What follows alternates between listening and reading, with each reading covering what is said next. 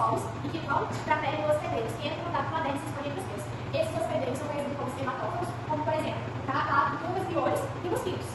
Pode causar lesões na pele, como uma dermatite alérgica, mais precoce, e desencadear outras alergias, até mesmo agravando o estado de necrose da pele animal. Essas alergias elas ficam inflamadas e precisam de todo um tratamento. Bom, e além disso, ocorre uma insensibilidade do medicamento. Alguns ectoparasitas são hospedeiros intermediários, como os sucessórios, por exemplo, o de piridicano. Infestações por ectoparasitas relativamente grandes pode ser identificada visualmente, como exemplo de carrapato, de pulga, de piolho. Já quando infestações por água, deve ser feito raspado de pele, no caso de uma ademodex, que é a sabaneira, ou se não por pelo, ou se não por exame microscópico, que é no caso de uma otite. As infestações existentes por ectoparasitas devem ser tratadas com acaricidas e inseticidas licenciados conforme o ectoparasita. No caso de altos níveis de infecções por pulgas, em cães e gatos, as aspirações de limpeza mecânica do ambiente são importantes para eliminar possíveis fontes de infestação. No caso, por exemplo, tapete, sofá, gaiolas, caixa de transporte, cama e roupa de cama. Em alguns casos, por exemplo, casos de altos níveis de infestações, de carrapatos em abrigo geral, o tratamento ambiental com acaricidas adequados podem ser necessários. Infestações de saúde pública. Ectoparasitas de cães e gatos podem transmitir uma variedade de micro-organismos patogênicos, alguns dos quais são zoonóticos, como, por exemplo, Dinofilarium imilis e cânidos, e Bartonelas, entre outros. O controle contínuo de ectoparasitas durante todo o ano em áreas onde cães e gatos podem alvear patógenos zoonóticos transmitidos por vetores é altamente recomendado. Os principais ectoparasitas a serem abordados durante o trabalho serão Pitilocephalocephalitis sp, Rhinocephos sp, Trichodetex sp, Sarcófagus sp e Puricidia sp. No caso, há mosquitos, sarcopiolhos, carrapatos e pulgas. São pulgas. Pulgas são pequenos insetos sem asas que são parasitas externos de vários animais, incluindo cachorro e gato. Podem causar lesão indireta na pele ou atuar como vetores ou hospedeiros intermediários para micro-organismos patogênicos, como bactérias e eumídeos. Alguns animais também podem desenvolver uma reação alérgica à saliva da pulga. O ciclo de vida. As pulgas adultas localizam o hospedeiros por detecção visual e térmica, depuram do pelo de cães e gatos, tanto os machos quanto as fêmeas se alimentam com sangue. As fêmeas das pulgas iniciam a postura dos ovos dentro de 24 a 36 horas após o primeiro repasse sanguíneo e podem colocar entre 40 e 50 ovos por dia em seu hospedeiro. Os ovos caem no ambiente para a continuação do ciclo. Após 3 dias, as larvas eclodem no ovo, as larvas se encontram no ambiente se alimentando de matéria orgânica e fezes de pulgas. Esse estágio larval esvazia seu conteúdo intestinal antes de formar o casulo e da fase da pulpa. A pulpa é o estágio de vida mais protegido e resistente que uma pulga. Os adultos emergem do casulo devido à vibração e calor provenientes do hospedeiro, do ambiente. Para isso, o ciclo de vida das pulgas pode ser estendido de 21 dias para 1 ano e meio. Cerca de 95% do ciclo de vida da pulga ocorre no ambiente, onde se localizam os estágios imaturos, ovos, larvas, pulgas pré-emergentes, em seus casulos, representando a fonte de infestação. Nas clínicas, as pulgas causam irritação e desconforto nos animais de estimação. Lesão na pele pode ocorrer como resultado de coceira intensa. As fêmeas das pulgas penetram na pele causando lesões locais, como hiperkeratose, pigmentação e edema, favorecendo também infecções bacterianas secundárias. No entanto, os gatos são mais intolerantes às picadas das pulgas do que os cães. Alguns animais desenvolvem uma dermatite alérgica, devido a certos componentes alérgicos presentes na saliva das pulgas, bem como fatores individuais de cada paciente. Infestações muito intensas em filhotes de gatos e cães podem resultar em anemia. Algumas pulgas que infestam cães e gatos são fatores de diferentes agentes patogênicos dos trópicos. O diagnóstico é feito observando as pulgas adultas ou localizando as fezes da pulga no animal. As pulgas adultas são mais frequentemente encontradas no pescoço ou na região sacral ou no abdômen. As fezes das pulgas podem ser encontradas nos mesmos locais. As fezes apresentam forma de vírgula e coloração avermelhada devido à dieta. As pulgas adultas podem ser conservadas em etanol, concentração de 70% ou superior, para posterior identificação morfológicas e moleculares. O tratamento deve ser baseado em aplicação regular de antiparasitários no animal, bem como no controle das fases imaturas do ambiente. Para gatos e cães, existem produtos tópicos ou terapia orais, mas é fundamental respeitar a dosagem e as medidas de aplicação do produto, nas quais devem ser indicados por um veterinário. Prevenção. Para que o tratamento tenha sucesso, ele deve ser acompanhado de medidas focais em áreas do ambiente potencialmente infectadas. Por exemplo, em áreas onde os animais dormem, tapetes ou móveis. Para essas áreas, a limpeza frequente com aspirador de pó e a aplicação de produtos específicos, como hidroprenol, um regulador de crescimento do inseto, pode ser útil. Em regiões tropicais, a prevenção de infestações de pulgas deve ser feita durante o ano todo. A importante separação de pulga. As pulgas podem infestar cães e gatos, podem potencialmente transferir vários patógenos ao homem, incluindo bactérias, transmitidas principalmente pelos arranhões de gatos domésticos ou selvagens, particularmente pelos gatinhos. Eu vou falar dos carrapatos. Os carrapatos eles são ectoparasitas relativamente grandes em cães e menos frequentes em gatos. Além dos danos diretos causados aos hospedeiros, por exemplo, lesões de pele ou perda sanguínea, os carrapatos podem atuar como vetores de diversos micro-organismos patogênicos. O ciclo de vida dos carrapatos. Com algumas exceções, os carrapatos que infestam cães e gatos têm um ciclo de vida de 3 hospedeiros, como as pulgas, larvas para ninfa e ninfa para adulto, ocorrendo em ambiente. A duração do ciclo de vida do carrapato pode variar amplamente dependendo da espécie de carrapato e região. O carrapato marrom, o cão, pode completar mais uma geração por ano dos trópicos. O tempo que os carrapatos passam se alimentando de um hospedeiro varia de alguns dias para as larvas e ninfas, e vários dias para as fêmeas, enquanto as fêmeas de carrapatos duros fazem um único repasto de sangue e põem um único lote de ovos. As fêmeas de carrapatos mole podem fazer vários repastos sanguíneos e colocar vários lotes de ovos. Os sinais clínicos eles podem ser percebidos pela infestação por um único ou poucos carrapatos, especialmente por pequenas larvas, podem passar desapercebidos em cães e gatos. Infestações intensas podem resultar em múltiplas lesões cutâneas e prurido, o que pode favorecer infecções bacterianas secundárias. Níveis elevados de infestações de carrapatos, particularmente por carrapatos adultos, podem resultar em perda considerável de sangue, potencialmente levando à anemia. Alguns carrapatos também podem inocular toxinas em cães e causar lesões cutâneas locais e doenças sistêmicas, geralmente referidas como toxicose por carrapatos. Os sinais clínicos eles podem ser percebidos pela infestação por um único ou poucos carrapatos, especialmente por pequenas larvas, podem passar desapercebidos em cães e gatos. Infestações intensas podem resultar em múltiplas lesões cutâneas e prurido, o que pode favorecer infecções bacterianas secundárias. Níveis elevados de infestações de carrapatos, particularmente por carrapatos adultos, podem resultar em perda considerável de sangue, potencialmente levando à anemia. Alguns carrapatos podem inocular toxinas em cães e causar lesões cutâneas locais e doenças sistêmicas, geralmente referidas como toxicose por carrapato. Os sinais clínicos podem incluir erupção cutânea disseminada, prurido, hiperemia da mucosa, letargia, febre e paralisia. Os carrapatos também podem transmitir vários patógenos, seja por inoculação durante o repasto sanguíneo. Os carrapatos também podem transmitir vários patógenos, seja por inoculação durante o repasto sanguíneo e quando o animal ingere um carrapato infectado. As infestações por carrapatos sequenciados podem ser diagnosticadas por inspeção visual dos locais de fixação preferidos, por exemplo, orelha, axila, região inguinal, áreas perioculares e interdigitais. Os carrapatos podem ser coletados e mantidos vivos ou preservados em etanol, concentração de 70% ou superior, para posterior identificação morfológica ou molecular. Todos os carrapatos visíveis devem ser imediatamente removidos do animal infestado para reduzir o risco de transmissão dos patógenos. Em níveis de infestações de baixa a moderação, os carrapatos podem ser facilmente removidos manualmente, com o auxílio de pinças ou qualquer dispositivo de remoção de carrapatos. Em altos níveis de infestação, às vezes centenas de carrapatos, a remoção manual pode não ser viável e o uso de acaricidas sistêmicos de ação rápida é recomendado. Diversos acaricidas, formulados como pepitas, coleiras, comprimidos orais, entre outros, estão disponíveis no mercado veterinário mundial. Aconselha-se o uso de acaricidas licenciados para cães e gatos, peritronoides sistêmicos altamente concentrados, com exceção da flumetrina ou amidinas, que são tóxicos para gatos. A prevenção. Os gatos com acesso livre devem ser protegidos contra os carrapatos durante todo o ano. Mesmo que os cães vivem principalmente em ambientes fechados, podem ser frequentemente expostos a carrapatos, por exemplo, ao visitar parque ou pet shop. Produtos com efeitos repelente e de mortes rápidas devem ser aplicados regularmente, conforme recomendações descritas na bula. A eficácia dos produtos disponíveis podem durar algumas semanas a vários meses.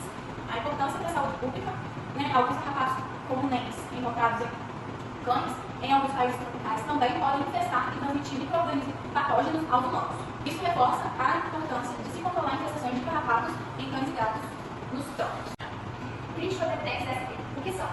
Os piolhos são pequenos ectoparasitas possíveis de visualizar ao olho doce naturalmente. São encontrados próximo à região da pele, do método do animal e regiões de pelo. Se escondeu. São hospedeiros, causadores de lesões na pele também, e atuam como vetor ou hospedeiro intermediário de patógenos como os Trichodetex, clones para adquirir de cloro, que são considerados como hematófagos, que são equivalentes a sistemas de sangue. Bom, alguns desses são espécies temporários animais que acompanham, incluem, eles são conhecidos como piolhos sugadores ou mastigadores. Ciclo de vida. Os piolhos se desenvolvem através de uma metamorfose completa. Todos eles passam pela sua vida no hospedeiro e exibem uma grande especificidade como hospedeiros. Os ovos ou lêntias são colocados pela fêmea na rasca do pelo. A duração do ciclo de vida varia de acordo com a espécie. Sinais clínicos. Normalmente os tutores não percebem a infecção por piolhos em seus animais de estimação. Eles são encontrados apenas em um exame mais minuciosos no pelo, em cães. O prurigo é um princípio sinal clínico, uma pelagem áspera, seca e emaranhada. Pode ser observada bem como eritema, descamação, crostas e perda de pelo. O comportamento inquieto muitas das vezes é notado pelo tutor. A anemia é possível especialmente em animais jovens ou imunossuprimidos, causada por perda de sangue.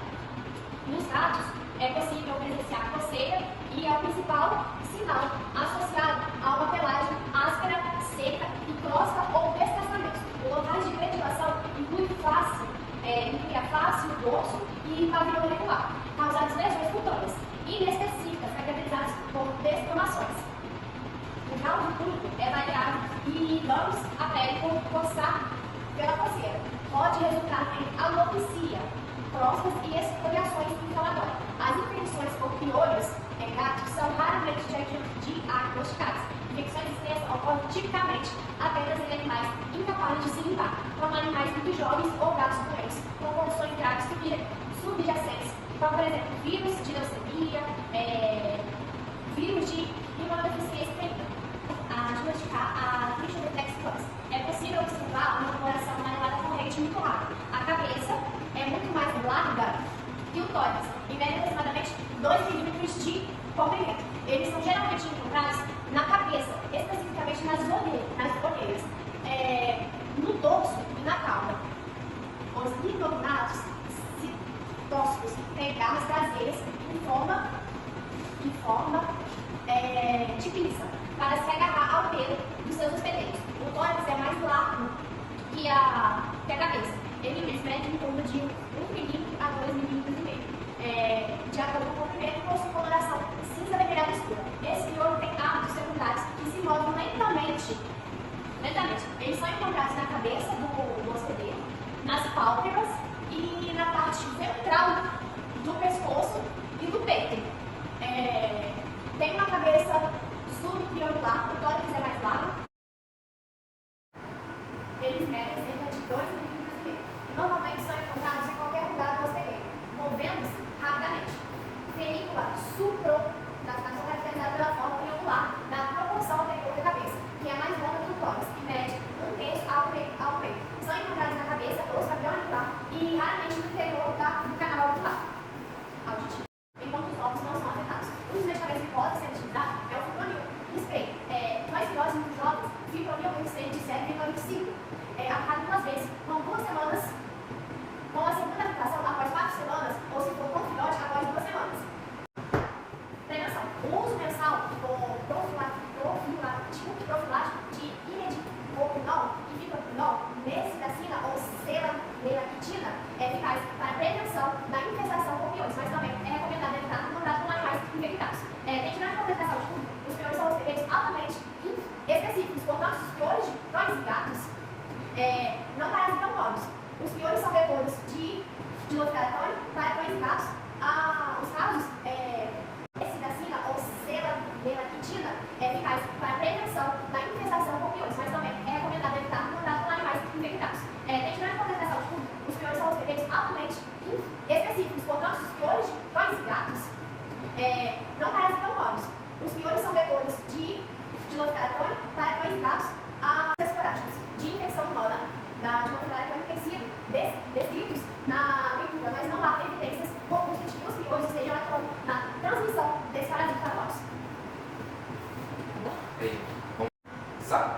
O que são?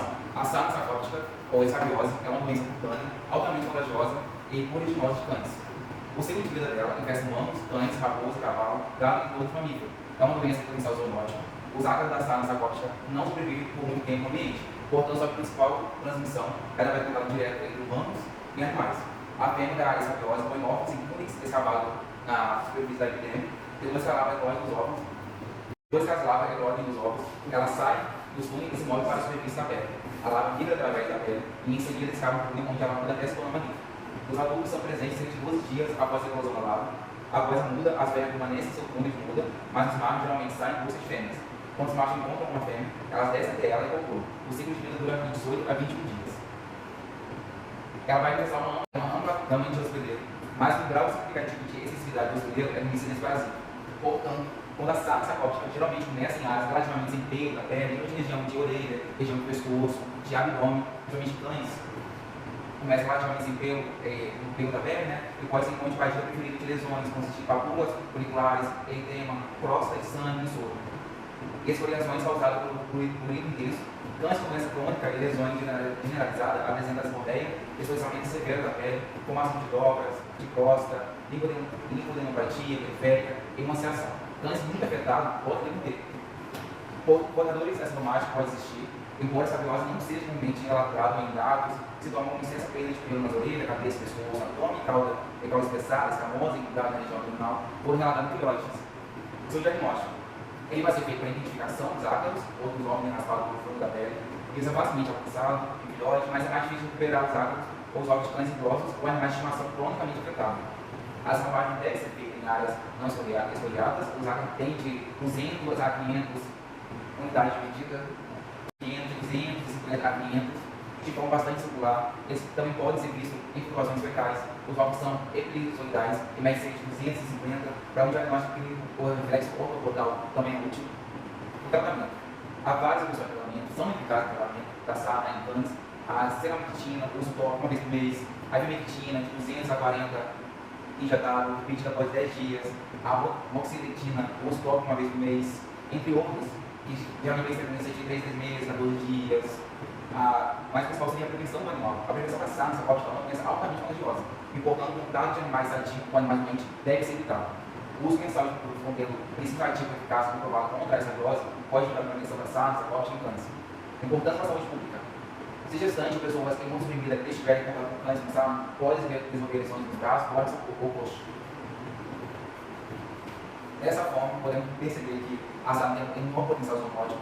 Então, os animais com ela devem ser tratados, devem ser mantidos em um local e não há contato com outros animais, com criança, com seres humanos. O tratamento deve ser feito rapidamente, porque é uma doença que ela evolui muito rápido, ela se espalha muito rápido e pode levar a uma morte. Obrigado.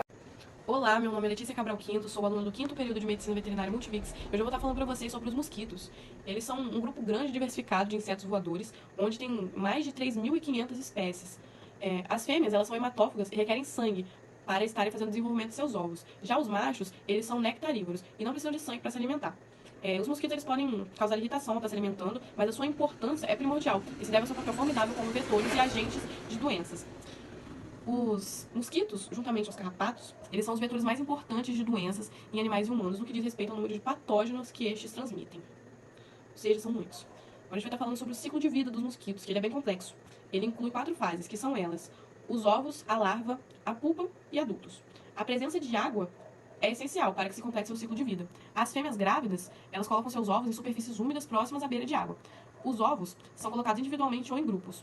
As larvas de primeiro estágio, elas usam um dente quitinoso presente dorsalmente em suas cabeças para emergir dos ovos.